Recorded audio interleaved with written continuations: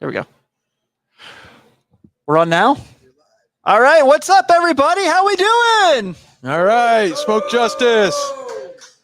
Welcome to the Riverfront Extravaganza live here at Smoke Justice in Covington, Kentucky. We're going to be kind of talking about the Reds today and obviously getting us ready for a lot of other things going on in the network. I'm Tim Daniel. Joining me here, host of Red Leg Roundtable on the Riverfront, Seth Shaner. What's up, buddy? Not much. How's it going? This is fun. We had some fun tech features right before, but we're getting there. We're going to kind of do a little bit of a Riverfront showcase. We're going to be joined today by the Locked On Reds guys at one point.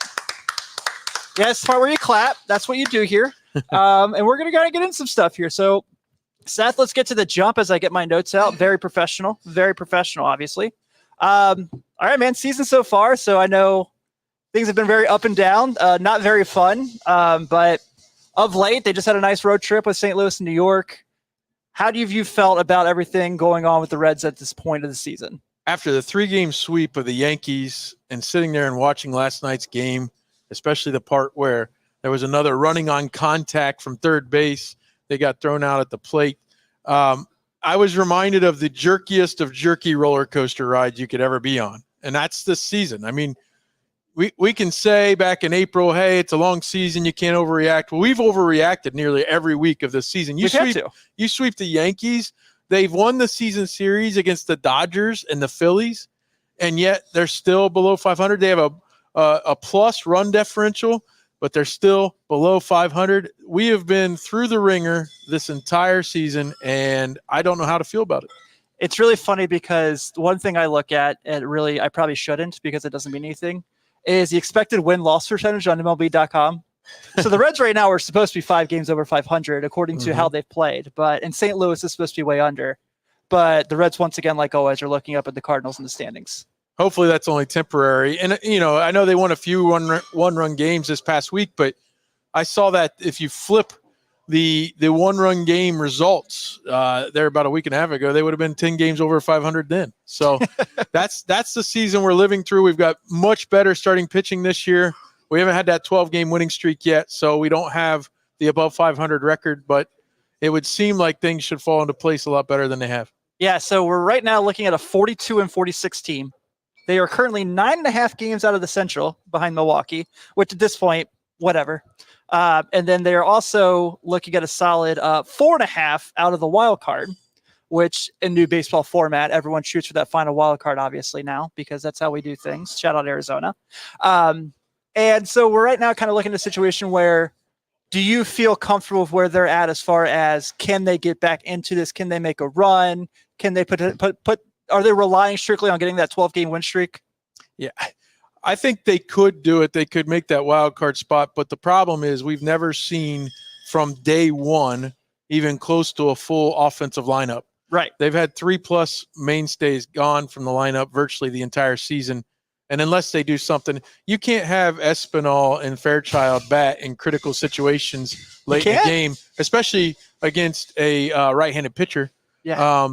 That's just not recipe for success, and it's going to continue to come out really tough for them if that's the way it looks the rest of the year. Yeah, and I think that's the biggest point, right? We just got Noelvi Marte back, and mixed results, as you expect for a guy who's going against a bunch of people who are in the middle of season form, and he's getting his basically spring training at bats. You obviously have seen the up and downs of Ellie De La Cruz, which has been fantastic now. You haven't had Matt McLean. Jonathan India had this incredible stretch, but was not pretty there for a long time. No. And now you're kind of looking at a situation where I feel like, and look, we're the Riverfront, right? Sell the team Bob guys. That's who we are. Not really. Don't do that. But I think we're at this point now where the front office has done this pitching staff a disservice because they've kept this team alive. They've kept this game in so many games. And it's like, hey, Hunter, thanks for going 6 2/3 with 10 strikeouts and only giving up 2 runs. Now batting is Stuart Fairchild and Santiago Espinal. Same thing with Frankie Montas against the Cardinals last weekend. It just goes to show unless you have a well-rounded roster from one year to the next, it shows the deficiencies that can crop up. But hey, we're here to have fun. We're here to give away some tickets. That's right. We have tickets to give away. We have a fancy Adam Dunn statue. I still don't know how we're giving it away, but it could be one of yours. That was your donation, so you have to figure out how to give it away. That's right. I guess the first person that comes up and says, I want that Adam Dunn statue, it is yours. Yeah. So if anybody wants that, you're welcome to have it. Chad Johnson turned it down. Okay. I talked to Chad first. I asked Chad, do you want this? It's an extra one. I don't need two. Do you want this? And Chad said, no, I don't want that. And he claims to love Adam Dunn, but he turned it down. So it could be one of yours. In every episode he talks about Adam Dunn. That's right. That's right. So Adam Dunn can be yours if you're within the extension of my voice right now, which unfortunately isn't very far in this building, this beautiful Smoke Justis building, but it's anybody who wants it. There we go. Brandon Kamick. So right, he's got some bourbon. Look at old Lexington over there. All right, there you go. Old Lexington. Adam Dunn is yours. That could have been Chad's. It's now yours. Make sure you let him know about that. Nothing has ever made me happier in my life. All right, there you go. I think the bat's even glued in there. So that's great. It should be pretty. It makes it tougher for traveling, but. Well, he only has to drive to Lexington, man. It's not like he's going the crazy route. He's not going to Virginia. Right. He's not going to Virginia. Actually, so Steven Offenbaker's here, one of our good friends. He's going to be joining us a little later with his co-host, my doppelganger, Jeff Garr. Oh, my goodness. You are in the same place at the same time. This is true. Confusing. We can confirm. So Steve texted me the other day and he goes, is Chad coming in town for the show? And I said, no, unfortunately not. They left me in charge. And he goes, you have to do the whole show in some ridiculous Virginian accent now, right? I don't think I can pull that off, unfortunately. You're not doing very good. No, I can't say I am. But yeah, so we're here at the beautiful Smoke Justis on Court Street in Covington, Kentucky. If you are watching this live on our channels, come hang out with us. Have a couple of drinks. We're going to have our Bengals crew on. We're going to have our college crew on. We're going to give you everything the Riverfront's all about. But let's kind of keep, as I got Seth up here before we get into our shows. Hey, man. So we're at the point now. We're right about the All-Star break. I think we can all agree that Elly De La Cruz is going to make the All-Star team. Absolutely. I think it feels like that's just about everything but set in stone. The Major League Baseball marketing of him alone when he went to New York last week. That was awesome. That was incredible. It's going to be even better because I assume they're going to put more out than just those, those social media short videos that they already did. But they're ready to make him a star, and I can't wait to see it. I think that we're at that point where, I don't know, as Cincinnatians, especially those of us who didn't grow up with the machine or too young, that we have one of those guys. We have a one of one. And I don't know if Cincinnati knows how to handle that. I think they're ready to already criticize him because they've had a one-on-one in the past, obviously, in 2010 National League MVP Joey Votto. Did not appreciate him, apparently. We have a one of one on the football side playing quarterback for the Bengals, and people are already mad at him for some sort of reason. I don't know what. He went to a party at 4th of July with Michael Rubin. Now with him, I think we're at the point where people universally seem to finally be catching on. There's always going to be the doubters, but I think Cincinnati is finally like, oh my goodness, we have that guy. We have one of those guys. We have no idea how to handle this. It's like Ricky Bobby. I don't know what to do with my hands. Well, not to give Chad Dotson too much credit, as I was just kind of teasing him a little bit there, but when he talks about the injury bug and how people criticize the Reds training staff and doctors and things like that, he says, hey, we're not paying attention to other teams every day, right? I'm sure somewhere in the depths of social media, there are people who don't like their superstars. There might be somebody out there who doesn't like Mookie Betts. I don't know. I don't know them, but there might be. They're wrong. And no, Elly De La Cruz, the things he's doing at 22 years old, and we're not even going to say anything original here because it's just unbelievable to watch him play. Last night, the headfirst slide into first base to be safe in the ninth inning to get that rally started that could have ended up being a tying or game-winning situation had they not run on contact. It's just incredible, and it's things you don't even think of. You go into a game thinking, boy, if I could see this guy hit a home run or see this guy steal a base, that'd be fun. Then he does something you just haven't seen very often, and that is take a head-first slide from about 15 feet from the bag and slide in safely. Yeah, absolutely.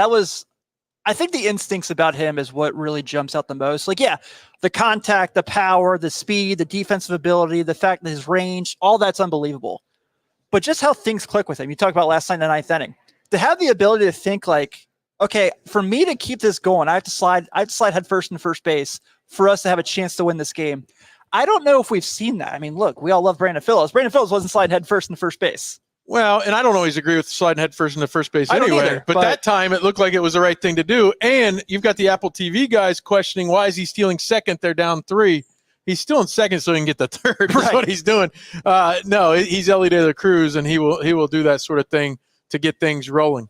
Yeah, I think, too, for him, one of the things I had that got mentioned to me last night on the socials is it seems like we've talked about this obviously already. This team has not really ever had like 3 or 4 guys that hit their stretch at once. No. And I think that's what's really hurting him. So Jeimer Candelario just had that incredible 4 or 5 weeks. He's now 3 for his last 28. As Ellie De La Cruz is doing this. And then Tyler Stevenson, who had an incredible stretch, has really, really been down for about 4 or 5 weeks. And it just seems like, and obviously the rotation of the Levi Jordans and the Austin Wins, teams who do this don't really make the effort to win as hard as they should, right?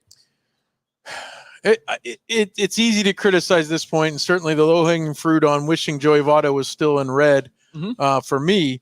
But I will say we came into spring training thinking they had too many offensive players to fit in the lineup, and now we've been proven how wrong we were because you can't plan for losing 3 to 5 guys at any one time. But I pay really close attention to this team, and they've called up some guys I had never heard of. So Same. We'll be honest with it right there. So they're digging really deep right now, and they don't have the depth that maybe a New York Yankees or LA Dodgers would have. But there is hope TJ Friedl can come back. There's hope Noelvi Marte can become what we hope he can be and all that. So we'll just keep on rooting for this team, and we'll go to the peaks and valleys of the jerkiest roller coaster I've ever been on. I would at this point I'm willing to donate my shoulder to Matt McClain to be back. I wish. Yeah. So kind of want to really deep dive into the conversation now. So like we said, Ellie's going to more than likely be in Texas for the All-Star game. Who are potential guys if the Reds, if any, that could join him there? And I have 3 names, so I'm kind of curious your thoughts on that as well. So the first one is Jonathan India, just what he's done compared to where he's at compared to all the other National League second basemen. And obviously this is a hot stretch he's been on where he's been really, really, really good. I hit that homer in Yankee Stadium, had another hit last night. That's the first one I come to where, and the defense has gotten improved. We talked about this all a lot, Ben and I do, in the sense that I don't really want to get into what's changed. I just am happy for him because of everything he's had to deal with. So I think India's one. Hunter Green, obviously, for the sake of the attention. He's pitched really well through the year. I know he just had he had that rough outing where he threw up against the Pirates, but I'm not holding that against him. I also throw up when I see the Pirates. Yes. By the way, my son saw the City Connect Pirates the other night, and he goes, those are really bad. They're the worst. They're the absolute worst City Connect jerseys out there, and there's some really bad City Connect jerseys. I kind of like them myself. But, do you? Well, I don't ever want to be in black and yellow, but yeah. But if I had to be. I don't know. And then, so the other name I have is Fernando Cruz. I don't know if they'll select a mid-reliever, but I think he's certainly worthy. I think, you talk about things like Marty Brenneman was on Red Lake Roundtable a few weeks ago, and he clarified at his given position, Johnny Bench might be the best player of all time type argument because at catcher, at his specific, hey, somebody's in the house over here. There they are. But Cruz is probably, for his role, one of the best at that position. Now, to your point, do they take all closers for the bullpen? I don't know. But then you get to India, and I think if he can just keep another week or two of this above average play, I think he's done enough. He did it at the New York City stage. He's done it against the Cardinals. He did it last night on Apple TV, so that's a national stage too. Yeah. I think India could be your guy, and certainly Hunter has the overall numbers, if not the win-loss, that nobody looks at anymore anyway. Yeah, that's the guy I feel the worst for as far as how the season's gone, because he's had so many excellent games where he's had 6-7 innings and they've lost 2-1 or 1-0. That duel he had with Mitch Keller in Pittsburgh, he was incredible that game. He was absolutely unbelievable. So that was very, very frustrating. All right, and then look, before we get into close now, we go to our next guest here. We're at this point. We're going to deep dive into this with the Locked On guys. I am. Do you feel, even if it's not for this year and they look for something for 25, is this a situation where they should make a move for the deadline? I mean, I always think they should make a move to improve the team, and certainly it becomes about what do we in this room think versus what is the evidence that the Cincinnati Reds management has done. And part of me thinks because they're a year more advanced in the quote unquote rebuild or foundational build or whatever we're talking about, they're a year further than they were last year. So it might make more sense to make a move, even though they're not in first place in July. But the evidence shown to me last year that they didn't make hardly any moves except for Sam Maul, who I really like. You too. I just don't think they'll do much, if anything. My daughter is here. The other night, she thought that Sam Maul was me. Oh, wow. Yeah. So he wanted to coach the game, and she said, "Dad." Well, her dad makes more money than you do. That's true. Yeah. That's true. Yeah. There's no lot denying that. All right. Well, let's get a couple things before we move on. So obviously, we're here at Smoke Justis in beautiful Covington, Kentucky. And one of the things that Richard, the owner, wanted me to get into is kind of the really fascinating detail of the man himself, Smoke Justis, played in the major leagues for a very short time in the early 1900s, was actually called down by the Detroit Tigers, today's Reds opponents, to make a roster spot for one Tires Raymond Cobb. I don't know if you've ever heard of him. He's pictured on the wall here, and that's a really cool tie-in, especially that they're playing the Tigers. That's very good planning on your part, Tim, to have this weekend. But to have that tie-in to the Tigers and to this establishment with the great food and everything, I'm really impressed by that. It's just one of the things that makes baseball so fun too. I was driving down from Columbus with my son, and we had the Tim Kirchin podcast, and he's looking at me like, oh my goodness, they just go through all these nerdy things. And I'm like, yeah, that's part of being a baseball fan. So I think for me as a video game nut, MLB The Show does a lot of the Diamond Dynasty where you can go back and play with Babe Ruth and have him and Joey Votto in the same lineup. And I love that stuff. Fun. So Smoke Justis is the Wally Pipp of the Tigers in some way. Yeah, I think that's the best way to put it. I think that'd be fair. Yeah, the Wally Pipp of the 1900s, I guess. Okay. So that's pretty cool. But obviously, this is an awesome establishment if you check them out. So the great bourbon options. They have cigar nights. I'm a big cigar guy. I don't know about you. They have some cigar nights where they test some stuff out as well. And they do a lot of fun stuff here. So could not be more grateful to the crew here at Smoke Justis for having us for this awesome event. But hey, man, I appreciate you opening this with me today. Let's talk a little bit about the other shows we offer besides the Riverfront. Let's do it. Let's start with Red Leg Roundtable, your show. You basically bring up a lot of people from Reds past, present, and future to have interviews with. You've had a lot of great ones your first season. You mentioned Marty Brenneman.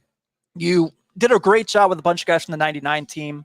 My favorite Reds team of all time. So Scott Williamson's been on your show. You had Scott Hatteberg on, obviously everyone knows from the time of Moneyball, but I'm sure I am leaving out 5 or 6 other great interviews you've had in this conversation. But tell us a little bit about Red Leg Roundtable, what it's about, why you wanted to join us and do it, and we're obviously very grateful you did. Well, when I first had the idea for the show, I didn't know how many former players I could get, especially initially. That's impressive. And so actually that kind of surprised me. I had a nice run there. Eddie Tobinsky kicked things off, and he was great. He was great. But even, I got to interview my grandfather, and I'm going to preserve that. He's 88 years old, turning 89 next January. And I will have that interview. In fact, my cousin down in Florida texted me and said, I'm so glad you did that. I can show my kids, because his kids are quite a bit younger than mine. He goes, I can show my kids even when Grandpa's gone, kind of who Grandpa was. Yeah. Things like that. It was things like that and memories of the franchise that we love so much in the Cincinnati Reds. But I'll tell you, the big thing is, whether it was Kent Merker or Scott Williamson or Pokey Reese, we'll have Drew Stubbs coming up here in a week or two. Thanks for the email address. But the big thing for me is, by the end of the interview, they all tell me they had a really good time doing it, and they all tell me that it's something where it's fun to reminisce, and I take very good pride in researching it and just using my memory of the times in the past. I hope to continue to have 1999 folks, as this is the 25th anniversary of that season. My favorite Reds team of all time. Mine too. And we were at different points in life. I was in college at the time, and but it still surpasses the 1990 team, even though I have very fond memories of that. But I hope to continue to do this, and we'll talk to as many guys as we can. And the pride or happiness I take out of it is the fact that at the end of the conversation, a lot of them are saying, let's keep talking. Yeah. Or even when we're done, they say how much fun they had talking to me. So that's been really rewarding. And then hearing some kind things from some folks even in this room about how it's gone. That's been a great thing. Yeah, not to bring Steven up again, because I know he's going to be joining here in about 10, 15 minutes, but he specifically asked me for your number after the Marty Brenneman interview. That was amazing. And that was really great. Cool. So, and your son's here, so he gets to see Dad kind of do his thing. Joey's over here. That's really awesome.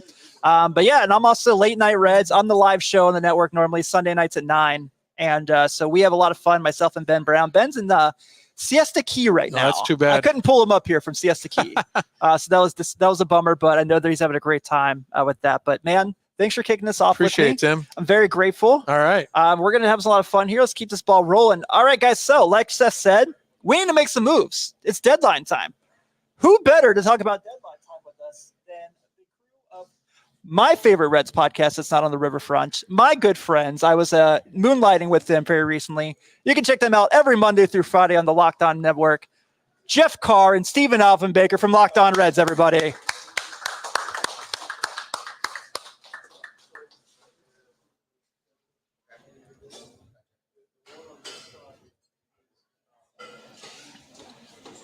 Big Dog, how are you, pal? Thanks for coming. That's perfectly acceptable. I need one. How's it going? Joey, how are we doing?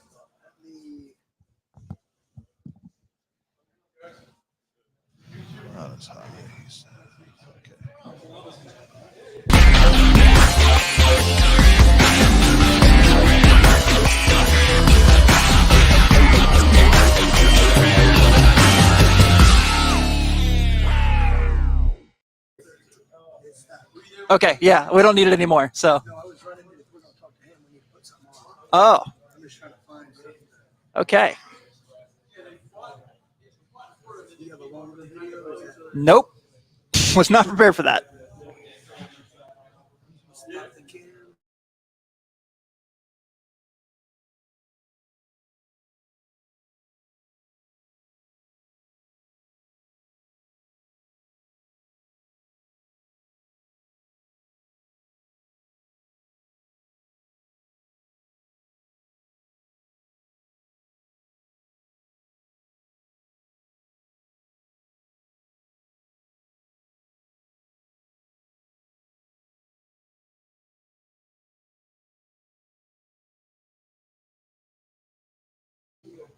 All right, well, we're figuring out some audio quality stuff here real quick, so give us a couple minutes. We'll be right back.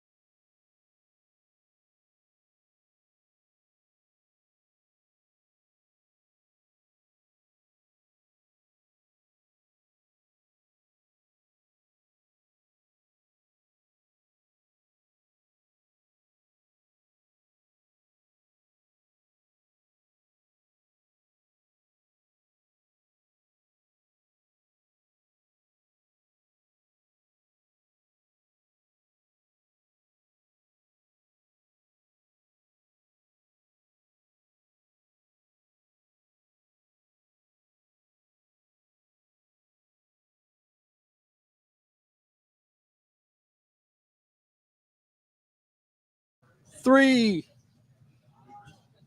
All right, so we are back with the Locked On Reds crew. I was so happy that when Jeff was on his cruise, I got to be Jeff for a week. Walmart Jeff, you have to identify yourself All right, correctly. All right, so Wish Jeff, Walmart Jeff. Yeah, there was a lot of them. There was a lot. There Let's were a couple give him good ones. credit. He's at least Target Jeff. I will take that. So I was told this by Joe Farfsing here, our Bengals host, who's going to be joining us here in a little bit. He told me that if I am Walmart Jeff Carr, I just got my fresh cut from the barbershop, then you are Great Clips Tim Daniel. Great clips. Great clips. I like. What about sport clips? Can I get sport clips? They got TVs. That's true. All right, gents. So if you listen to Locked On Reds, as you should be Locked On Reds and the Riverfront should be really the only Reds podcast you listen to, right? That's exactly right. You guys have been pretty open this week about this team needs to, not the quote in sync, but bye. Oh yeah, yeah. And so I'm with you guys. I always think you should try to improve your team. That's the obvious thing. So everyone just says that, should obviously know that. But I want to get into some different things here in the sense of, okay, if we're going to buy, then who? And so you guys have talked about some targets. Yeah, and to be clear, they shouldn't be buyers at the deadline. They should be buyers today. Right. Nick Kroll should be on the phone today trying to bring somebody in here to offset this terrible bench that they have that are actually starting games right now because they need to go get someone. Yeah, I mean, I think we all appreciate that Nick Martini plays hard, but I don't think the Atlanta Braves and the LA Dodgers are going to have a Nick Martini. Well, no, and it's the thing, like, I mean, I know you've heard me say this a million times, and he's heard me say it more than that. You know, you have to put players in positions to be successful. Right. You know that Stuart Fairchild is good at a couple of things. You know that Nick Martini is a good guy to have at the end of your bench, has a little pop. You can run him out there as a DH every once in a while, but you can't have him in there. He's a defensive liability. He should never be playing in the outfield. Right. Stuart Fairchild should never face another right-handed pitcher in his career. These are the things that we know, and because they're failing to make a move, they're putting these players in these positions to be unsuccessful, and then we're all complaining about it. Well, that's the fault of Nick Kroll and David Bell. Yes. Not the fault of Nick Martini and Stuart Fairchild. Well, and the other thing, too, like we talk about the injuries being a huge problem for the team all year. The position that they're in right now, they can go out and make a move for an outfielder, whether it be, you know, just a bench guy, a replacement level guy, because they don't even have that. Jake Fraley goes on family medical leave, and hopefully everything's okay there.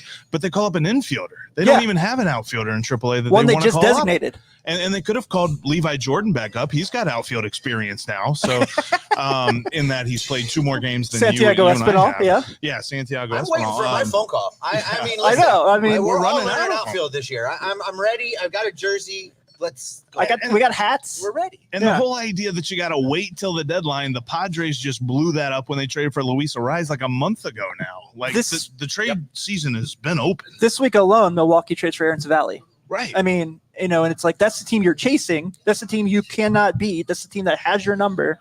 Okay, why don't you try to catch up to, I mean, maybe you can't catch up with them at this point in the year. Right. But can you in 25? Can you in 26? Yes. And that's the type of move we're talking about. We're not talking about go get Luis Robert right now. We're talking about go get some help off the bench. Aaron Savali's not going to win a Cy Young, but he's going to help them stabilize their starting rotation, which they have needed help with all season. Like they traded for Dallas Keuchel the other day. Guy hadn't pitched in like 5 years. And I mean, at least go do something like that. But why not go get Luis Robert? Why not? I mean, why not trade anybody? I don't think the White Sox are doing that right now. Why not trade anybody in the minor leagues not named Rhett Lauder and go upgrade this team? Because I think that the White Sox are sitting on it, and they're just like, how long can we wait for the best offer? We can wait until the trade deadline day. That's where I'm kind of at, because I'm with Steve. I might be in the in-between. I would 1,000% think this team should get a Luis Robert. Mm-hmm. I really think that with everything you've dealt with TJ Friedel this year, that you don't know how long is TJ Friedel going to be. TJ Friedel was last year the peak. Right. And hopefully not, for the sake of, you know, if he comes back he's this been really season. good in 6 games. Right, yeah, so, the 12 games, the 34 at-bats he's had. I mean, he's been very solid. But let's kind of talk about some guys. You guys have mentioned a few people on the show, and we've gotten these questions, obviously. And I am shooting for the stars when I said that if I were the Cincinnati Reds and I was just like, let's see what happens, I would call the Miami Marlins and say, hey, can we talk about Jazz Chisholm? No? Okay, what's next? Because, of course, they're going to say no. So you also have plenty of other guys. You're very open that you're selling. So let's talk. Let's make something happen. What if I told you I have it on good authority from some folks that are closer to the Marlins than we are, that they would say yes to conversations about Jazz Chisholm? Then give me Jazz Chisholm. I know it's a lefty, and we don't really need another lefty outfielder, but Is he better than Jake Freely? Is he better than Will Benson? Is he better than Nick Martini? Yes. Yeah. So there's actually, there are some potentials for multiplayer deal with the Marlins, and we've talked about this on our show. It's just a matter if you're willing to trade the prospect capital, and I think that's where everybody's angst is right now. Like, oh, we can't trade Cam Collier. You can't trade. Yes, you can. What is the prospect capital right now? Who down there is like, I have, besides Rhett Lauder? Besides Rhett Lauder, that's untouchable. Yeah. Just trade. If everybody else should be on the table. I've said already on my show that if the Reds do get Charlie Condon in a couple weeks, just go and put him on the big league roster. He's better than most of the guys on there anyway. Yeah. So let's talk. Who are some guys that you guys have pitched to? Some guys you kind of would like to see the Reds go after? Brent Rooker. You've been very I open. really want them to go trade with Oakland. Wants to trade everybody that's not nailed down either. Like, right. And quite frankly, I think even Mason Miller's on that list because they're looking at their next couple of years where they play in Sacramento. They're going to have like 45 fans at every game, and then they got to figure out if they even have a stadium in Las Vegas. So they've got all this turmoil going on. They're not going to spend money on the roster. So go get Brent Rooker, who's about to be 29 years old, who's in arbitration, who is under control for multiple years, not even just next year. It's multiple seasons after this. And he has been hit. He had 30 home runs last year, was an all-star. He's on pace to do that again this year for them, especially this day and age where you get one all-star, come hell or high water, and he's probably going to be their all-star again. So overall, I think that he is the guy that you can go get, especially for the fact he's going to cost less than Luis Robert, less than Jazz Chisholm, and he's going to be a guy that's with this lineup for multiple years. And here's another important part of this is that because the Oakland, Sacramento, Western Reno A's are the Western A's. They don't intend to do anything until they're in Las Vegas. Right. They do not intend to win games. They do not intend to spend money. So they will be willing to accept prospects that are farther away. They'll be willing to look at guys that are in low A. They'll be willing to look at guys that were just recently drafted and put a package together, whereas other teams are going to want your higher rated prospects, guys that are more near major league ready. Oakland will take guys that are 3-4 years out. Yeah. So I think that puts Nick Krall in a better position to be able to make a deal. It's probably going to involve him trading Cam Collier. That's the big shiny piece. The question is that an overpay for Rooker? I don't think it is, because Cam Collier's at a spot right now where he looks good. Yeah, he's fun. He looks like he might be a guy, but it's that first year of Ellie, right? And we've seen a lot of guys have that first year of Ellie, and then that's the only year they ever have. Now Ellie goes on to be all electric, all everything, but that doesn't happen all the time. And the Reds, I think, the baseball gods shined upon the Reds last year with the amount of youngsters that hit. That doesn't happen. Right. That's not normal. That's not everyday Major League Baseball. So if they can upgrade this team with a major leaguer that's ready to go, and you got to trade a Cam Collier to do it today. Nick, hopefully Nick Krall's listening. Do it right now. Make the phone call. Yeah, I'm completely content if we're a guy short tonight when we get to the game, and because they made a move, I'm completely okay with that at this point. Brent Rooker's really good. Guys short. Yeah, they're really fans. They're fans of that, so they have no issues. There's nobody that loves playing shorthanded more than the Cincinnati Reds. True that.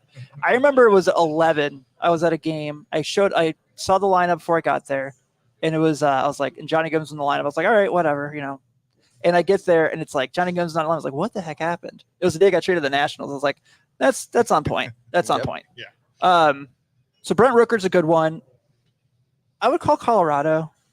Just Ryan McMahon. Right, Ryan McMahon, Montero, because I don't know if we're ever going to see what we need to see from Tyler Stevenson ever again. So that worries me. That's hot takey. Is it? It's hot takey. Give the guy a break. He's not getting any sleep. Just had a baby. That's true. He was away from the team. I can attest to that. That's not hard. That's not easy. Tyler Stevenson's going to come around. That's really hot takey. I mean, I love Tyler Stevenson, but would you rather have Montero or Tyler Stevenson? Okay, well. Yeah, Elias Diaz. Elias Diaz. Yeah. Is that who I meant? I think so. Okay, yeah. I think you were talking. I had a couple Elias bourbons today, Montero. guys. It's Elias Diaz. Yeah, Elias Diaz is who I meant.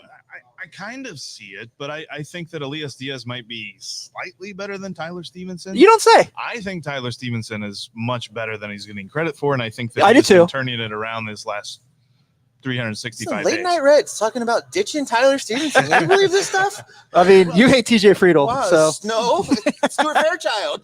Come on. But if you could have both Diaz and Stevenson, then you have yourself Well, a pretty. You yeah, can go DH AB, yeah. Stevenson and not worry. I mean, that's how David Bell likes to run the catchers group. Yeah. So, So I can 1A, 1B. let's be honest, though. We know how this is going to go. They're going to make a move to say, like, hey, we made a move, and it's going to be like Parker Meadows. And we're going to be like, Yeah. all right, great. He's fine. He's actually pretty terrible, but That's the thing too. I feel like everything that Nick Kroll has said, he sounds like he understands the assignment. That interview with Brad Meter the other oh day my goodness. does not give me a lot of confidence. Nope. And I know that Brad Meter's not the final. He doesn't sign off on everything. That's Nick Kroll's job to do. But he was making it sound as if the Reds have to go on a 12-game winning streak for them to consider buying right now. Yeah. That's the vibe that I got from that. And that kind of confused me a little bit. I don't know why we're talking to two separate people in the front office and getting two separate things. That's where I'm irritated because last year, like Steve said, so that was, I mean, we talked to Nick Curran recently, and Nick was like, last year, that Louisville team was the best minor league team I've ever seen. Mm-hmm. And, rightfully so. Mm-hmm. And so now it's like the people who are like, don't trade prospects, that pipeline's gone. Right. Yep. That's not a thing anymore. Your top prospect hurt his shoulder in spring training, and who knows when we'll see him again? Right. Next year. Yeah. At the earliest. And your other one is in Double-A right now, who's just pitching. And I don't know if you looked at this chat, look at the lookout numbers of late, but they're not very good. I think we've heard this one. Yeah. Peaks and valleys. Peaks and valleys. That's the best way to put it. But I think that in the sense that I don't want to do the whole rebuild the pipeline anymore. I'm so sick of it. No. Yeah. I want to go after the big league roster. I want to make it good. Even if it's a deal like you made for Matt Latos back in 12, something like that, go for it. I'm sick of sitting here having the same conversation over and over and over again. I'm not sure that Nick Kroll and the interview you're talking about with Brad Meter, I don't know that they're in lockstep. I think that You don't say. I think that Nick Kroll, this is the first time in a decade, I don't know, that the Reds entered a season with an air of expectation, with there being a real expectation for this team to be competitive.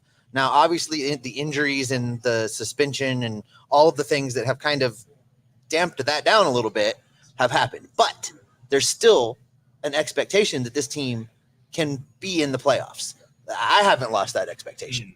So I think that will prompt Nick Kroll to make some kind of meaningful move.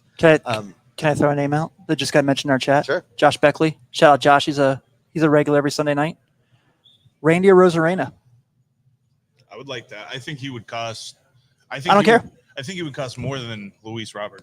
I don't care. And especially with the Rays. The Rays know what they're doing with trades. Yeah. The White Sox might not so much, but no, I mean, if you could go get one of those two guys, then you do shore up the outfield for years to come. Mm-hmm. And that was a big question mark coming into this season anyway. Like, the whole thing about Will Benson, can he play every day? I thought he could, and we were hearing all of the right stuff, but we have not seen that. We've not seen that production from him, and it seems as if he needs to be platooned.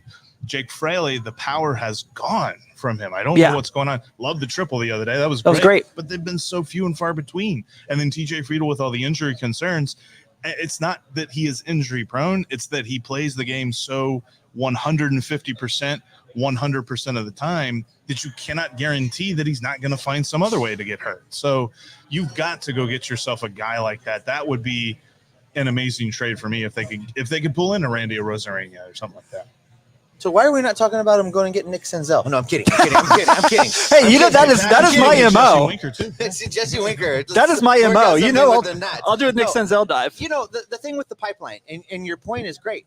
I really feel like if any deal that's out there for any of these guys, if we're not talking about trading somebody from the major league roster, which they shouldn't, any of the young guys, and we're going to say don't trade Rhett Lauder because I think he's the real deal. I do too. Absent that, they can trade every other single player in this pipeline that's still down there and start over some other time.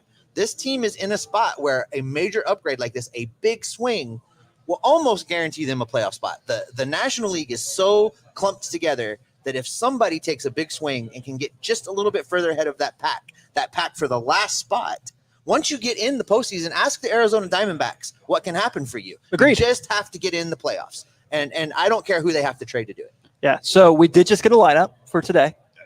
So it is Jonathan India, Ellie De La Cruz, Jamer Candelario, Spencer Steer, Nick Martini, Tyler Stevenson, Noelvi Marte, Will Benson, Stuart Fairchild.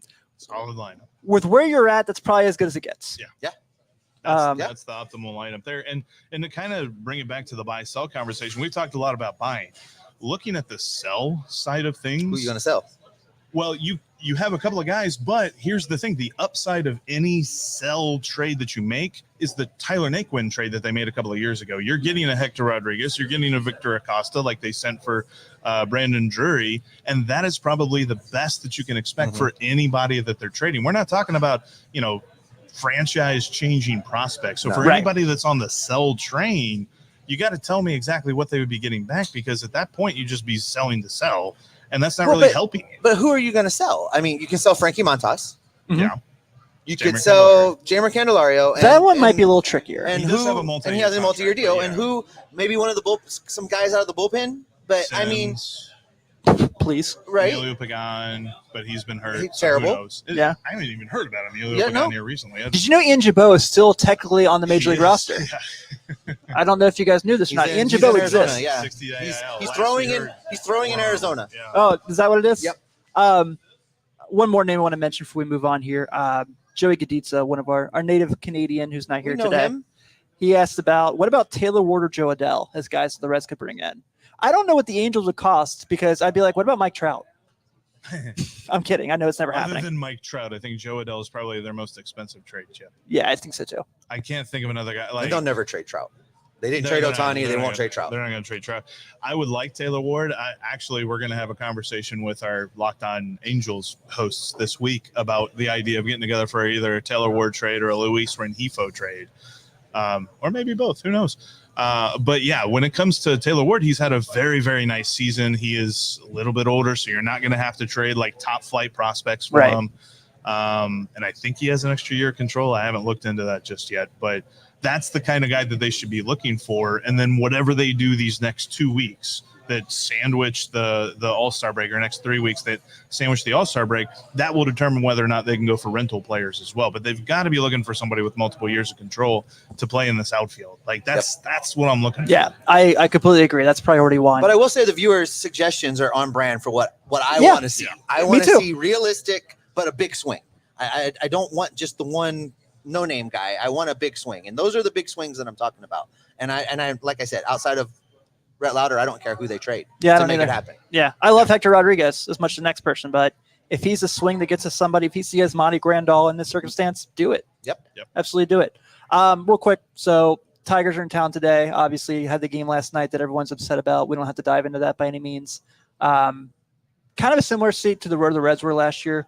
Under the radar, bringing a bunch of guys up. Not as good, but a team that a lot of people are excited about. What should, in your guys' eyes, people expect from this matchup today for Hunter Green against this Tigers team? Besides Riley Green, maybe just walk him and let it get everybody else. Don't let Riley Green beat you, because he's just going to hit the ball a country mile. And their lineup is not scary. That's been their biggest problem this year. Like, as much as we bellyache about the Reds not being consistent, the Tigers have been consistently bad at scoring. So the fact that they scored 5 runs last night was actually a bit of a surprise, if I'm being honest. There's something about guys like Reese Olson who coming into games, you're like, who? He told me before the game he was worried about it yesterday. 2 last names, just very average stuff, gonna dominate the Reds. So yeah. And it lined up perfectly for the Tigers last night. You know, they got our 5th starter, a guy that's the shuttle bus rider from Louisville to the majors, and he had a bad night. So when that guy has a bad night, you get what we saw: a lot of home runs, a lot of runs scored in bunches. But this team scrapped back in it. I think with Hunter Green on the mound, they're going to win today. I think that they're going to like the lineup. As you said, it's the best we can hope for, given what's the state of the roster right now. Looks like they're going to have a Hunter bullpen Green day on the mound. I think that the Reds are poised to have that win today. So then it's really going to come down tomorrow. They need to win these series. They need to just start winning series. You got to win today, because you know who's on the mound tomorrow. Yeah, tomorrow's not going to be a walk in the park by any means. Tomorrow's the Detroit pitcher that you know, and the Detroit pitcher that you don't want to hinge a series against, because Tariq Skubal is going to shut you down. The typical Tigers pitcher where they always have one every decade that you're like, God, I just wish we had that guy. Yep. But Verlander for a long time. Yeah. Scherzer. For like a half second, it was Jordan Zimmerman too. Yeah, remember And he that? kinda fell off the for a minute. Yeah. Yeah. All right. With that being said, so I am very grateful to you guys. Obviously, I love everything you guys do.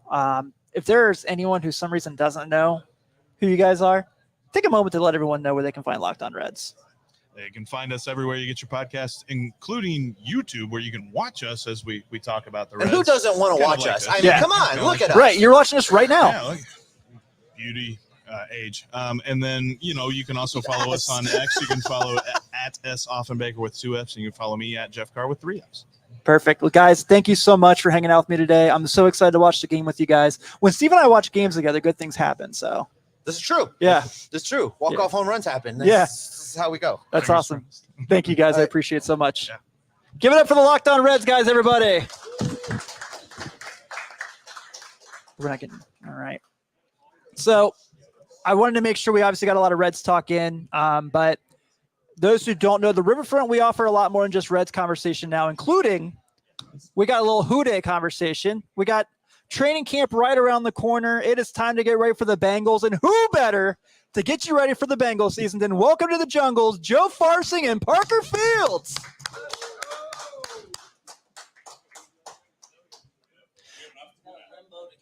Dun, dun, dun, dun, dun. Dun, dun, dun, dun, dun, dun, dun, dun, dun, dun, dun, dun, dun, dun, dun, dun, dun. Is that how it goes? I don't even know anymore. I don't want to. I believe it. All right. All right, so we're talking about Joe Burrow's white party fit. If you want talking to. about today? No, just kidding. Can we get a Who Day from everyone out there? Yeah, Can we get a Who Day? That was weak. Let's do better. Who Day? That's it. That's it. All right, guys. So obviously, you guys are running our Welcome to the Jungle show, which you'll catch this year every Thursday, the week of the season. So, a lot to talk about with this team. So, yeah, let's go ahead and get to the beginning. Obviously, the T. Higgins drama has come and gone. It's not a distraction. It's not anything anyone has to worry about going to the season. Kind of, we just went through this with Jesse Bates, obviously, where this kind of carried into camp. Just having that sigh of relief, just having that, okay, we know he's going to be there day one, just changes everything for this offense. 100%, Tim. Like, T. Higgins being back for the Bengals is huge for us. Him being a full participant in all of training camp is huge for us. And him not just holding out and, being a little bit selfish, waiting on his contract is, like, just absolutely huge for us because we've seen it in the past. A lot of these guys come in, they're out of shape, they're not ready to play. And the fact that he's going to be there is just huge for our offense, that he's going to be ready to go when the season starts. Yeah, so again, he signed his franchise tender over 2 months before Jesse Bates did his. Jesse Bates was August 23rd, most of the way through.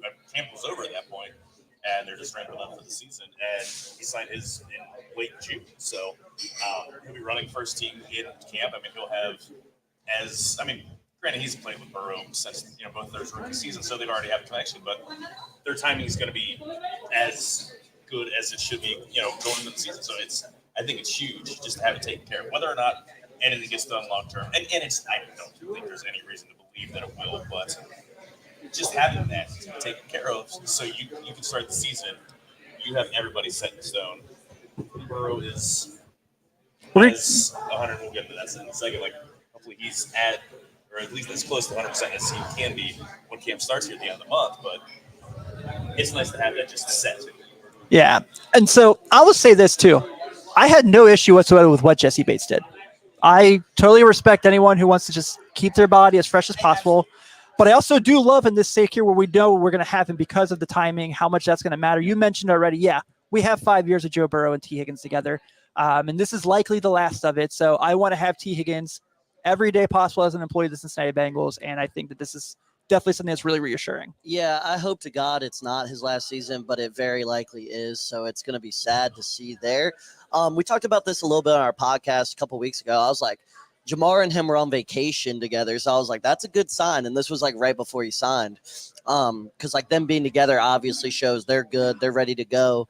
And they just had to get the whole signing situated. But T. Higgins seems like he's, locked in for the season and ready to earn a new contract with the Bengals or whoever signs him next. Have a breakout year. Well, that's the thing. Like, he and Jamar both know they're both going to be very, very wealthy. Yeah, they're not worried about that. Within the next 12 months. I mean, Jamar's got his extension that's, I doubt it's going to be signed before this offseason ends, but at least in the next 12 months, he's going going to be up for his, especially since Justin Jefferson signed there, so they've got the framework for that top of the market wide receiver. So neither of them are going to be hurting for money. They can take all that really nice vacation to Dubai or buy it. Yeah, I completely agree.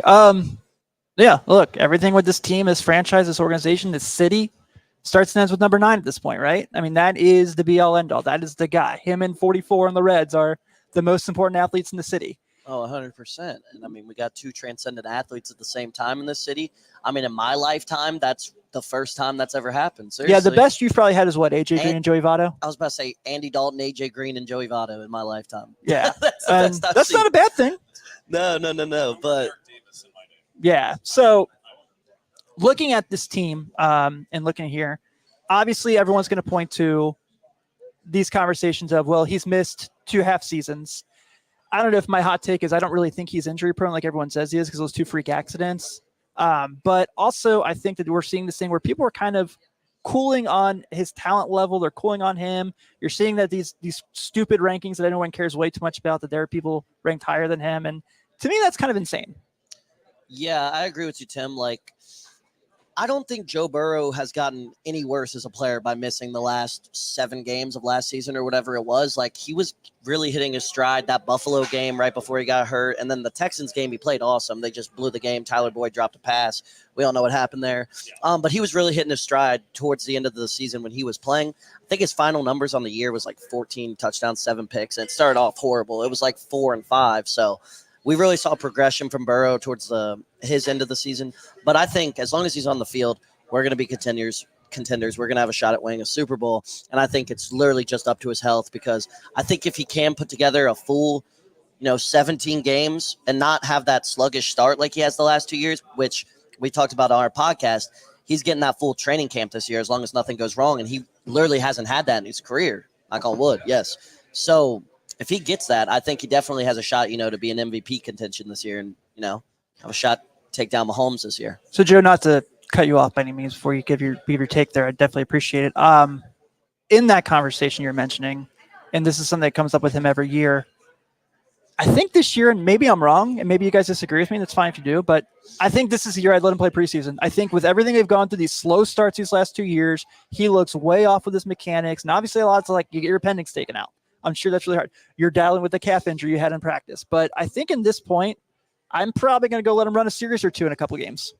I think it kind of depends on where he starts the season. If he's at 100%, again, we only hear bits and pieces. Like, we don't get a percentage of where his wrist is. I mean, they still measured him in minicamp or OTAs, whatever you call it. If he's at 100% and ready to go from day one, then I would like to see him get reps in every game. Yeah, because they've had slow starts. And I completely understand. Same. Without the injuries, I understand Zach Taylor's thing about having guys healthy throughout all 16, now 17 weeks.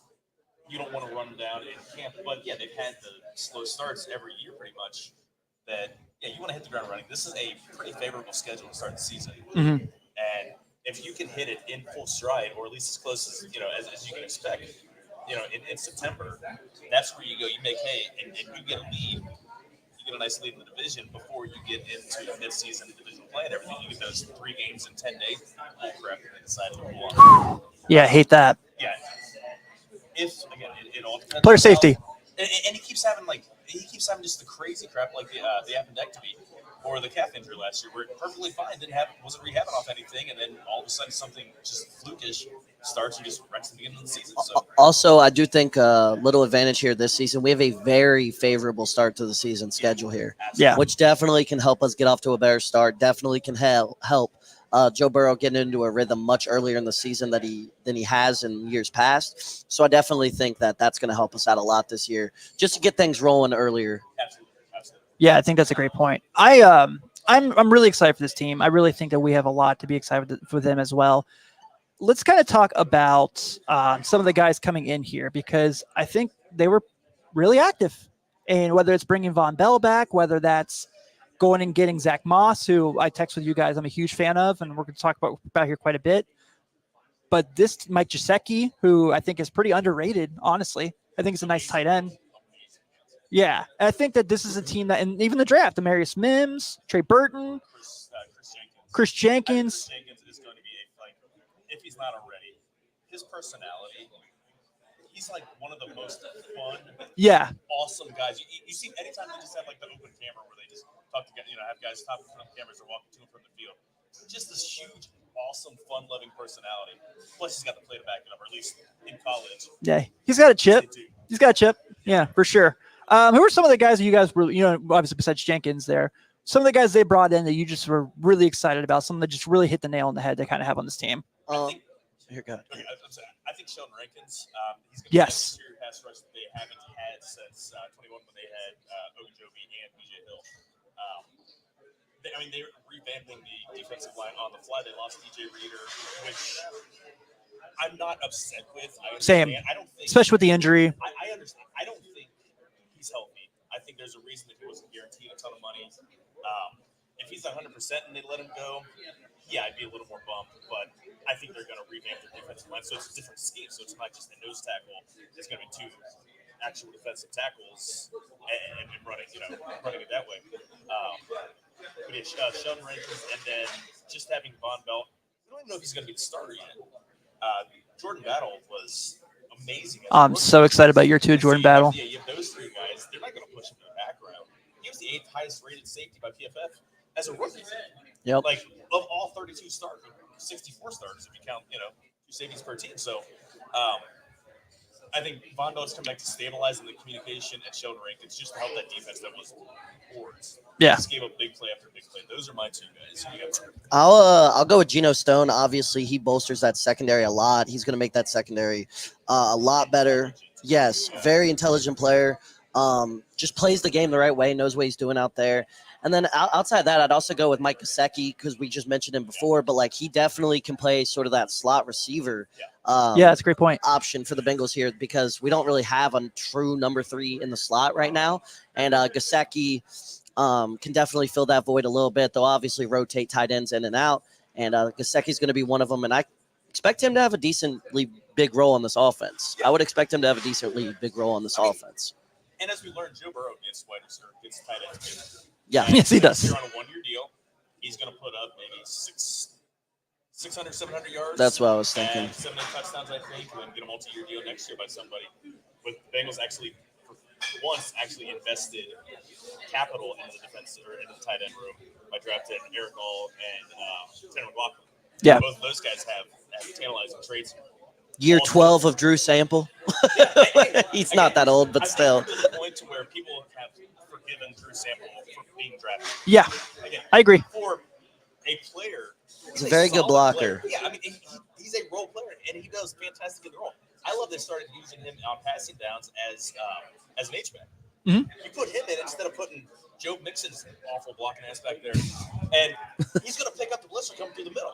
What was that? So he can he can still leak out and catch passes because he's a tight end. He's got decent hands. They kind of ran like the Buffalo game. They touched him in the Buffalo game. He kind of ran like a basketball slip screen. It was kind of like, it was awesome. 100%. I definitely agree with all those. I think that was huge. And then I talked about him a bit, and I text you guys. I really like Zach Moss. I think that getting him to kind of replace that Joe Mixon spot, where you mentioned obviously the Joe Mixon issue was obviously his willingness to pass block. We wouldn't say talent levels. What was willingness? Yeah. When it comes to running back blocking, it's all willingness because you're all the same size. It's not. No one's expecting you to come out there and look like Anthony Munoz. Right. Or anybody like that. Then you're not playing running back if you do. Stop him for like half a second. That's the goal. That's what Samaje Perine did. He was a monster at that. He was a great pass blocker. He will get cut in camp, and there's a good chance he ends up back in the Bengals. I would love to have Perine back on the Bengals. He was an impact player in his role. So I have a lot of friends who are Colts fans, and I was kind of asking them about when the Bengals got Zach Moss, what should I expect? And there was a lot of them that told me, and maybe this is the sake of the strength of their offensive line, but he ran just as hard as Jonathan Taylor, put up extremely similar numbers to what Jonathan Taylor did when he was filling in for JT's injury. And the Bengals are getting that dude. He was 1B to that guy and put up just as good as numbers. That feels promising. It definitely feels promising. This O-line is going to be a little bit of a setback than what he's used to, run behind Quentin Nelson in Indianapolis. Interior, between the tackles, it's definitely a little bit worse here. However, I definitely think he can be a big impact player for us. I definitely think he can help in the pass game as well. And overall, I'm excited for Zach Moss, and I'm excited for year 2 of Chase Brown. I think that tandem is going to be awesome. Scheme wise, it's just a perfect fit. He runs best out of shotgun sets, just downhill. You give him the ball, and he's going to hit the hole. Nick was patient. Like that was his best trait, was his patience, being able to find the hole and explode through the hole. That also was a detriment when you've got a bad offensive line that isn't opening up holes. You're Right. a little too much, and he fell too much at first contact for a guy that was that size. Zach Moss isn't that guy. He's a bowling ball, smaller in height. I mean, Joe Mixon's 6'1", Zach Moss is 5'9". Short guy, stocky, like he's a bowling ball, but he hits that hole, and he's got like just one cut right through the hole. Let's get some underrated Chase hands. He was the fastest running back clocked at over 22 Yeah. miles an hour last year. So I don't want to say thunder and lightning. It's not Tiki Barber and Ron Dane, but that combo and complementary passing, like they're both really good pass receivers. I think they actually, instead of Mixon, who was inherited by the current regime, they have guys that fit the scheme they want to run. Yeah. Same thing with like Tyler Boyd. I love Tyler Boyd, but they have got there's a reason they didn't get a true slot receiver. They actually brought in guys that fit the scheme instead of trying to square peg round hole guys into the scheme that they have. I have a question for both of you. Do you think this is the year that everything could click, like regular season from the jump? I think it has to be. Because we still haven't had a great, full regular season under Burrow. Being a jaded, lifelong Cincinnatian, almost 44 years now, I'm going to say no. I've been burned so many times, but the way that everything is lining up, again, they still have a hard schedule because NFC North or AFC North is just ridiculously hard. You have 6 games against 3 of the 5 or 6 best teams in the entire conference. But the rest of the, you're getting the last place schedule. It sets up well. You have a soft opening. Like the first 6 weeks, 5 games are going to be easily favored. Mm-hmm. Yeah. And the Chiefs. What's that? And, the Chiefs, yeah. Yeah. But yeah, it's not as if they're screwed if they don't go 5-1. But this is a good year to get out and go win 13, 14 games, challenge for the number 1 seed, get that first seed to rest up. 100%. Yeah, I completely agree with you. You mentioned the division and just kind of how difficult it is because of how talented the rosters are in the division. Cleveland's loaded with talent, just had a lot of health issues last year, and a quarterback nobody likes, but that's not the conversation we're having. Pittsburgh looks like their conversation for who they brought in to play quarterback, and it looks like they're still searching for someone to replace Ben Roethlisberger, which is hilarious to me, by the way, because now they're looking at Russell Wilson and Justin Fields, and that's not Joe Burrow. No. And then obviously Baltimore is kind of the team everyone's kind of saying they're going to win the division. They're the second best team in the AFC. They're this, they're that. Why is that? Because when I look at the Baltimore team, yeah, they have talent. I'm not denying that. Obviously, Lamar Jackson was the MVP for a reason, but they lost their offensive coordinator. They lost their best linebacker. They lost their best safety. They lost all this stuff. Why are people still kind of counting them over the Bengals in this circumstance? I literally think it's just recency bias, to be honest with you. I think the year before this, the Bengals were the favorites everywhere because we were the ones who had ran their division the last 2 years. I just think this is how sports work. The team that won it last, a lot of times, comes with everybody's going to act like they're the greatest team of all time, and that's what's happening here, in my opinion. Because I think a healthy Bengals team can definitely go head to head with the Ravens for the division title. Now, we talked about this on our podcast a lot. The Ravens are always very good in the regular season, though. As long as Lamar Jackson's healthy, they're going to win 11, 12 games at least. So we're going to have to win 13, 14 games to win the division. Lamar Jackson is 58-19, I believe, Yeah. season, which is just insane. They're always looked at as a favorite because they are shortlist one of the 2 or 3 best franchises from the top down in the entire.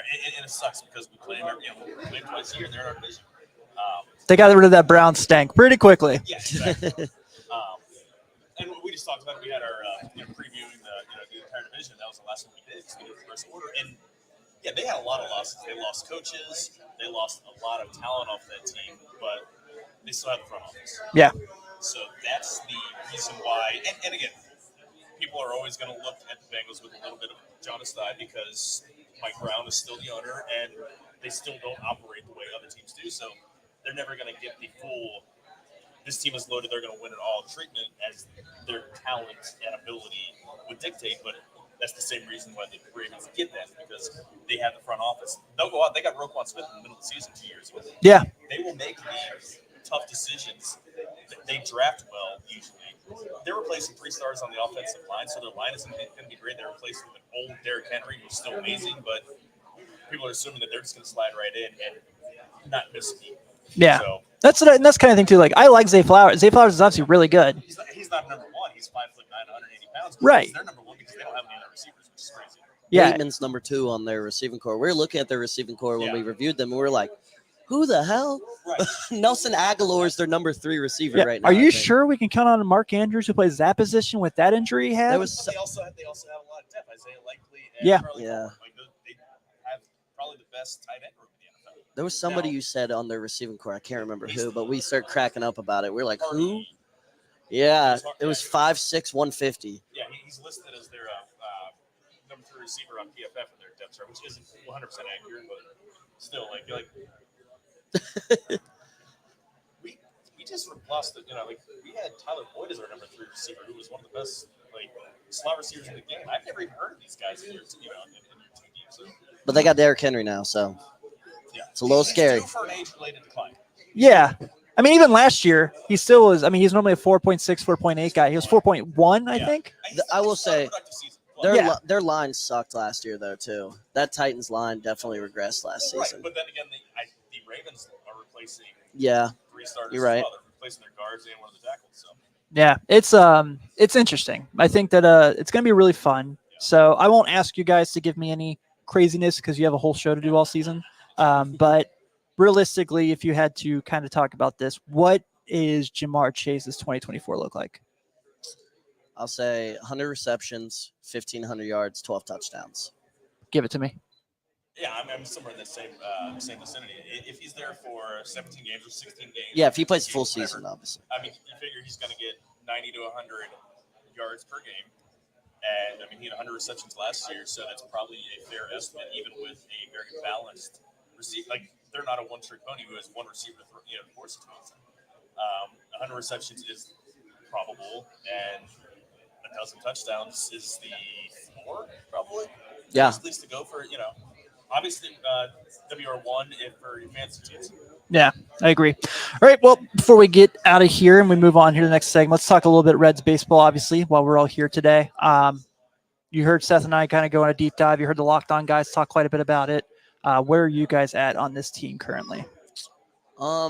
I liked what Steven was talking about, how he wants them to make a trade desperately. I'm definitely a big fan of that because I think we can still definitely make the playoffs this season. And I think the biggest mistake in sports is just putting stuff off to, next season, because we saw last year, the window closes fast because we thought after last season when we were on that 12-game winning streak, we thought they were going to make moves at the deadline. They didn't really do anything. Mm-hmm. We started losing more. We ended up, 500 exactly last season? Two over. 2 over, 82 and 80. I was thinking we went 81 and 81. They lost And they had that blowout game. And then, Yeah. And then this season, we're all expecting, maybe a first-place team this year, 91 team, something like that. And it hasn't gone exactly that way this year, and that's what injuries happen to you. And I just think when you're in the hunt, you need to make a move, at least something, because you never know when you're not going to be in the hunt anymore. And like Jazz Chisholm, like you said, I would love that move. I would love a Luis Robert move. I like both of those guys. I think both of those guys could be impact players for the Reds. And if it's not Rhett Lauder, then who cares? I don't understand why we're holding on to all these farm guys when all our guys are already super young. Like, there's not going to be enough room for all these guys. We got to make a move at some point. The pipeline ran out. Yeah, it's kind of like the Thunder with Sam Preston. That's kind of like what I'm seeing in terms of how many nice prospects we have in our farm system. And we're still not we still haven't really shipped these guys out yet and made a move for somebody bigger. I think they need a 2009 move with Scott Roll. Yep. Okay. Obviously, that veteran presence, and I'm not one that plays into culture or they should have brought Votto back just because of the veteran presence. Never mind whatever he gave them at bat. But there's something to be said that someone that just. Again, not to quote Nick Kroll, but I'm going to quote Nick Kroll with the peaks and valleys. You want someone who's at least the process. day after day. Scott Rowland was that steady guy that's not vocal what he needs to be, but he's out there busting his ass game after game after game, just to kind of set the standard for the young guys. Someone who is going to help the team. Obviously, if they can get a little role and get them the playoffs this year, great, but sets up the next year because you're not trying to kick the can down the road by trading guys. I don't even know who they really have to trade. Montas, if anybody. maybe. I mean, you can trade some of the relievers with the player options like Martinez and Pagan, but Pagan isn't even coming back until he's on the 60-man until after the deadline. Him and Ian Gibault were in some like hyperspace black hole. You mentioned his name earlier. I completely had erased him from my memory, even though he's been on the Reds for a little while now. 3 years, yeah. Yeah. Who, Jabot? Yeah. Yeah, that did erase my memory for a But minute, like too. someone like Brent Rooker, who's 29. He's still under arbitration control, but he's a everyday player who's a little more, again, less volatile, we'll say. He's got abilities, outfielder, plays position where the Reds need. Someone like that. Again, Luis Robert, I would love to see them to figure out a way to get him and Gary Crochet, but that ain't happening. Yeah. Like, these are the Cincinnati Reds. Yeah. That trade doesn't happen. Them getting Trevor Bauer, regardless of how much of whatever you want to say about It's a family organization, Joe. Right, whatever about the personal, but I mean, that they were able to make that deal to bring someone in. I don't see them doing that this year, but it'd be nice for them to do something just to show us we believe in this core, and we're going to build around this core now and for the future. I did want to mention the thing you said about Rooker. You guys talked about this earlier. The A's are probably desperate to trade him too because, like you said, they're going to be in Sacramento next year playing in front of 35 fans. And 45. You could 45. It was a bobblehead giveaway that day. You probably can get him for cheaper, honestly. Like, he's not going to cost that much because they're probably desperate to get rid of anybody who is MLB level talent. Yeah, I agree. So, Joe, I'm going to keep Parker here for this next segment. We're running very under time. So, yeah. Me? Yeah. So, and we started 2 minutes late. We started 2 minutes late, yeah. So, Seth did a really awesome segment on Riverfront U this week, doing a little college football preview.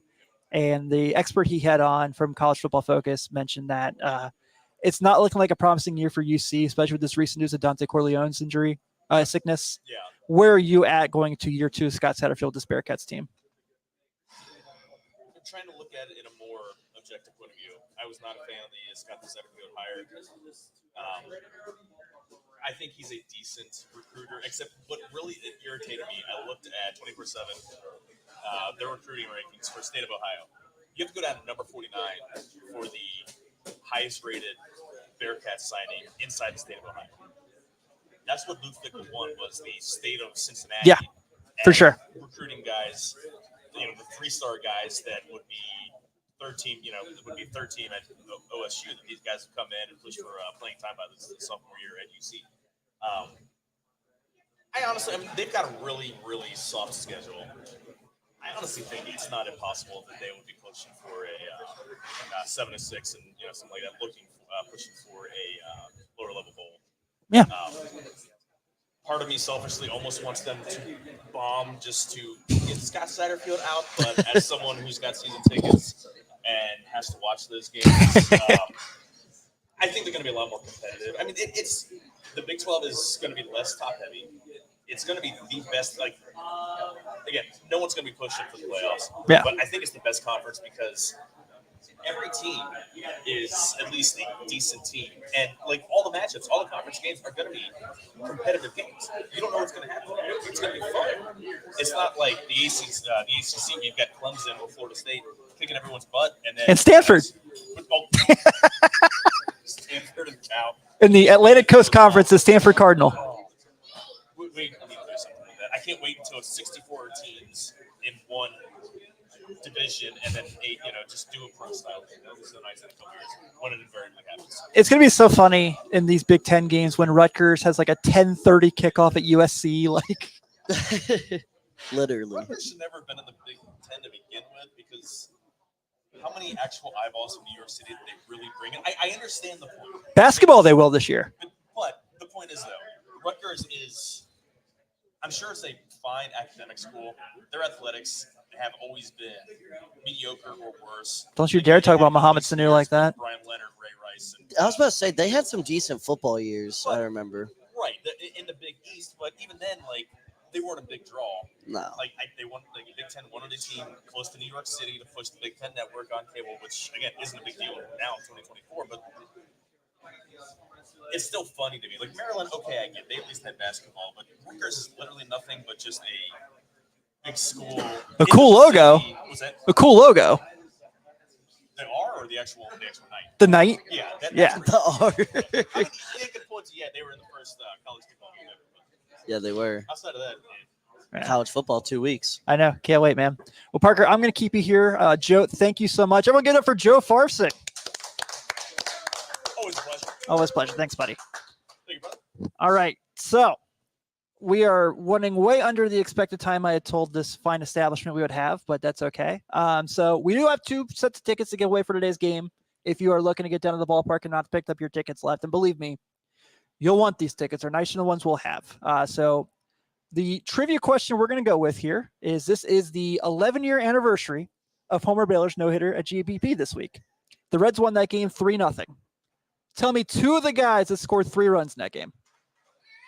And I'll catch you after the broadcast. But let's go ahead and get to, for those who don't know. They're about to look at the box score. Yeah, I don't care what you do. Like, I hold these tickets right now, and I'm like, I need to get rid of them because they're sitting on my phone. Yeah. So I just want to get them out. I don't care who takes them.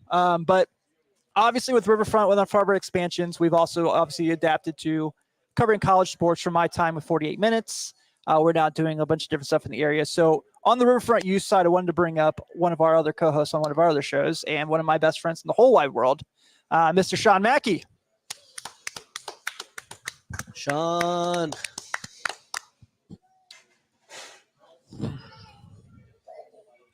Hey, pal. How are you? What's going on? Good, good. Thanks for coming up.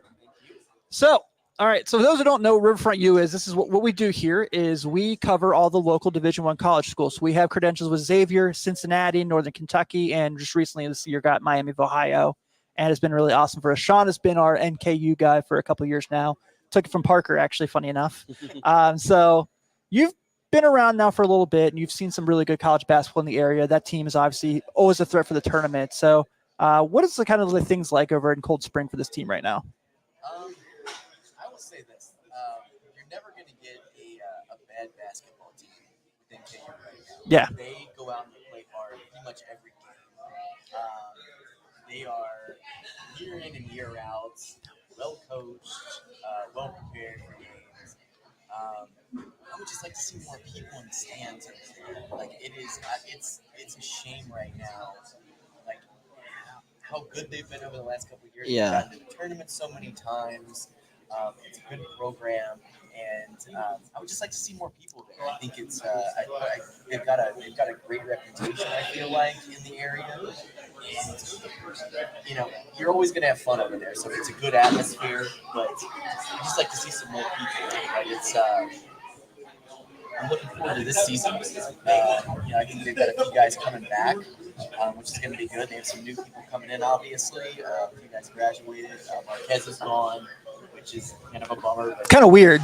it's going to be Headed weird. to Mizzou, right? He's Yeah. about on every team that I've seen out there. So, it's weird seeing him leave, but the continuity they're going to have from the guys that are coming back, the new guys that are coming in, I'm sure it's going to be another great year for them. Yeah, like you said, it is shocking how little like fan turnout they get because like the 9th region tournament does probably triple like a normal NKU game gets. Seriously, it really doesn't do well. It does. And you just think it would do a lot better than it does. Yeah, it's crazy over there for sure because I went to 9th region this year, and I had to park on the other side of campus. You go to NKU, you're like, all right, where's the front door? I'll get that parking spot right there. So, It's amazing. oh, yeah. So, not to interrupt Sean by any means, but this is the Roebling bourbon that the crew at Smoke Justis is letting us try. Roebling Rare, established 1867. We're right by the Roebling Bridge. Joey, do we have that good enough on camera right now?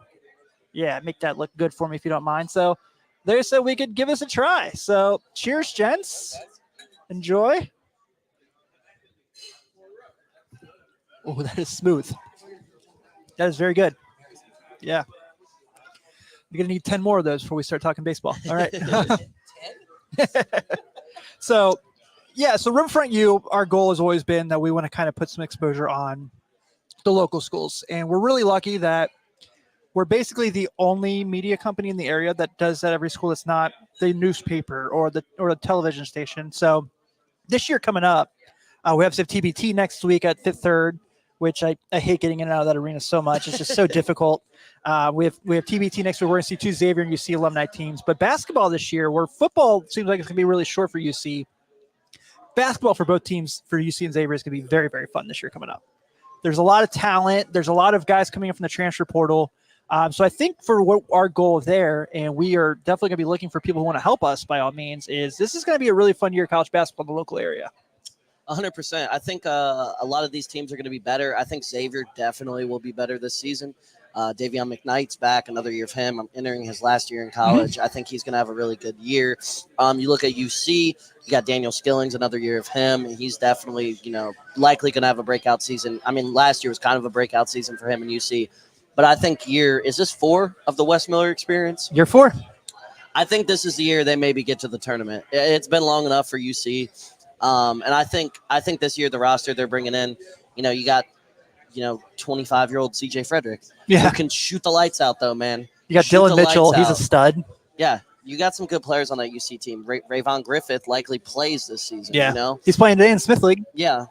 So, likely see him get some minutes this year. I think they're going to be much better. How long has it been since you 2019. They went mixed last year. So it's been a minute. Yeah, they were a 7 seed. I remember now. They lost to Iowa and CJ Frederick. Yeah. And he's there in 2024. Yeah, and Xavier was just in 22. They went to the Sweet 16. So I think this is going to be the first time in a long time we see both teams make it. Yeah. That was 23. Xavier made it. That was 23. Yeah, I'm old. So, and then Miami of Ohio, we have Jack Mueller. He's actually in Africa, so he couldn't be with us today. He's doing a great job there. That team is another team who's putting a really good talent together. I think they're going to be difficult. They're going to be a tough team to play. Sar's a stud. Yeah. Absolute stud. Evan Sarr is great. They got Cam Kraft from Xavier. He's Yeah, going there. I saw that. So they're going to be a lot of fun. And then I just really think that football may be tough for these schools. Actually, Miami's probably going to be really good at football, the way Seth kind of talked about with the show he did this week. But we get the basketball season. I think everyone's going to have a good time. I agree. I think this year college hoops in the area is going to be a lot better than it was last year. Because last year, none of the teams made the tournament, did they? No, not No, a good 'cause year. Did Northern- they even make the NIT? Xavier made the NIT. UC went to the Final Four in the NIT. Yeah. Um, Xavier was in the NIT. With They a lost the losing first game to record, Georgia. too. yeah, With a losing record too. because Oliveri broke the 3-point record in the Yeah. NIT. Yeah, I think UC or Xavier, one of them's gonna make the tournament this year. I think One of both the are. two. And NKU definitely could make the tournament as well. They've been very dominant in the Horizon League, so Yeah, I mean, year in and year out, it's the same. they're either in the championship or they win the championship, pretty Yeah, much. So I think, like you guys said, I think last year was kind of a transitional year for kind of all the teams. It Mhm. was just kind of a down year, and I think this year everyone's going to get back on track, and I'm excited for the coverage we're going to be doing. And it's always good when the teams are winning, all of them. Yeah. It's good for the area. It's good for fandom and everything. I think it's going to be much better than last year. 'Cause last year I felt like the vibe was just off of everything. I agree with that, and I feel like a lot of UC or Xavier fans, we're kind of neutral. I feel like a lot of UC or Xavier fans would they want the other team to be super bad and stuff. But I just feel like it's better for the city if they go into the crosstown and they're both really good teams than if they're both For sure. 2-8 teams. You know what I mean? What's the fun in it if UC's 2-8 and Xavier's 9-1 or something going into the crosstown? It was a lot of fun when they were both 2 seeds, playing in the crosstown. I will tell you this. I've heard from people within the Xavier organization that they've literally said it's better for them if UC is better. They don't want them to go 36-2, but they do want them to be competitive because when that game comes around, it helps both schools out so much. It's on ESPN. It's ESPN2. Yeah, exactly. This year, I think I think Fox, actually Big Fox gets it this year. Fox or FS1? I think actual Big Fox gets it. Oh. Yeah. And then also, I want to make sure we make mention while we have people hanging out, if you do want to look at potentially working with us, we are looking for people to do UK and Louisville coverage for us. Looking at you, Brandon Kamick. Had no idea I talked to him, but we would love to get some people who can help us there, start that relationship. We also want to get into additional sports besides basketball and football. So if there's anyone out there who wants to work with us on that, we would absolutely love to have you in for as well. So please reach out to us. let's talk about our show because obviously there is no market in our area for the National Basketball Association. I think us three are the only ones that really care about the league, and that's okay. So NBA Happy Hour, we do it every Thursday night live at 9 on the YouTube channel you're watching us on right now. And the goal is just to have a good time and talk about the league. And we have a great time. We crack open some bourbon. We talk the league. We like to do a lot of stuff during the season with like flashbacks, and we do a fantasy draft every week. But I think it's been probably, as much as I love doing late night Reds, it's a blessing. It's a blast. I think this is my favorite show I do every week. Yeah, it's just always a good time between three friends just talking basketball, honestly. Like, we just kick it, talk hoops. A lot of times after we end the show, too, we'll talk like about what we talked about for 5 or 6 minutes real quick, too, because it's just like, it's really just a passion thing. We want to talk basketball. And like you said, there's not a lot of NBA fans around here, honestly, and I don't get it. Like, the National Basketball Association is the best league in the world, and I'll stand on that. I'll agree with you. Yeah. I would say it's the most fun, and I feel like the NBA gets kind of a weird rap. The no defense takes, the defense, everything, and it's like it is so good. And it is fun to watch, and it's a different sport than college basketball. And I feel like there's kind of a look at it where people are kind of like, well, it's kind of like what middle schoolers and high schoolers watch, and that's kind of the people that are following the league and everything. And it's like, yeah, that's fine. That's fine. I feel like it's a family-friendly league and everything, but the basketball is incredible. Yeah, 100%. I don't. Anytime someone argues with me, they're like, "Well, I don't watch professional basketball, but they watch professional football, or they watch professional baseball." I'm like, what?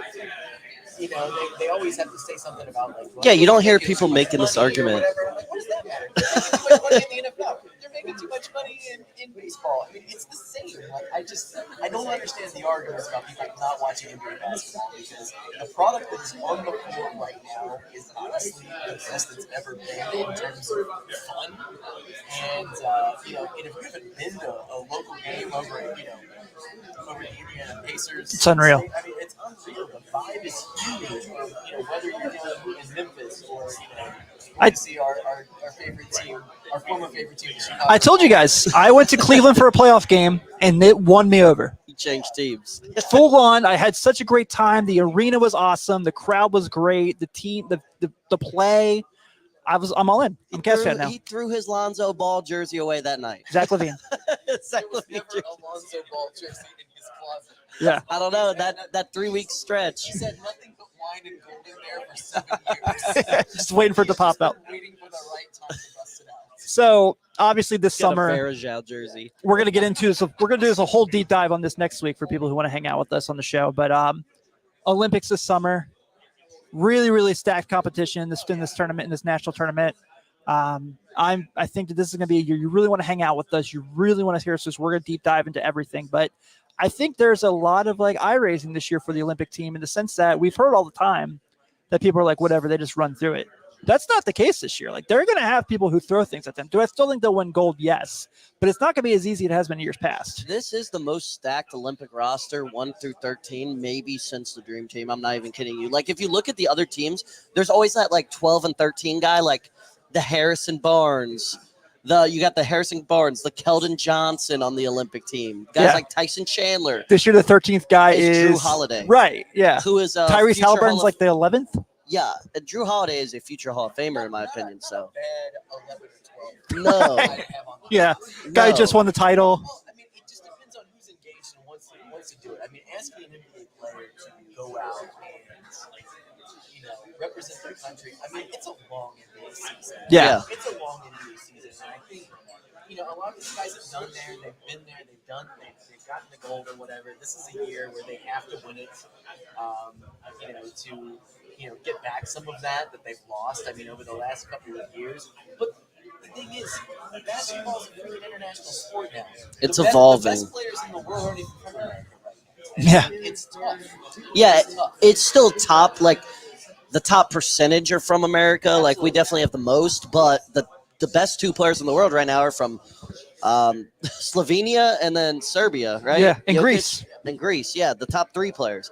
I will say this about USA. Canada's going to be tough. That's the exhibition game on Wednesday, too. Yeah, Canada's going to be tough. All pro players. You got Shai Gilgeous-Alexander, all NBA players. Jamal Murray. Shai Gilgeous-Alexander, Andrew Wiggins, RJ Barrett, Emmanuel Nikhil Quickly. Alexander Walker, Emmanuel Quickly. I'm trying to think who else. Zach Edey. Zach Edey's on the team, yeah. It's Zach going to be, Edey. yeah. He's a It's very Canadian. funny to me that everyone gets so upset every year Lou Dort. when the U.S. loses in soccer in the Olympics every summer, every 4 years, but they don't care about basketball where we just run through everybody. Yeah. But we're going to dive into all of that this year. We're going to give you guys some insight on that. So come hang out with us if you like the league. Thursday nights, 9 o'clock live on our YouTube channel. We'd love to have you. It's a lot of fun. Gentlemen, thank you guys so much for coming up and hanging out with me for a few minutes today. I appreciate you. Yes, sir. All right, buddy. All right. Give it up for Sean and Parker, everybody. All right. Well, I think we're going to bring this baby home a little earlier than I meant to, but that's all right. I obviously got to say thanks to Smoke Justis for putting this together. This was awesome. This was such a great experience we had. They gave us bourbon. They gave us food. There's not more you can ask for than that. Thanks to everyone who came up to hang out with us. And, of course, hey, did we get the 2 of the 3 answers? Do we got these tickets to give away to anybody yet? No. That's right. That's right. My gentleman, my man here is getting tickets to the game today. You'll want these tickets too. Just one? You don't have 3 friends to take with you? Oh, goodness gracious. Can you take these guys with you? Oh. All right, well, I'll find some people to give it to, but we're going to go ahead and close this out. Thank you to Smoke Justis for having us in this establishment. This was awesome. Thank you to everyone who came and hang out with us. Shout out the guys in the Locked On Reds for hanging out with us as well. To Joe, to Parker, to Sean, to Steve, to Seth, to everybody who hung out. Thank you so much. Check us out every week. So much content for the Riverfront if you want to check some sports out. And if you want to come work with us and cover some UK and U of L basketball, we'd love to have you as well. Thank you all. Have a great night.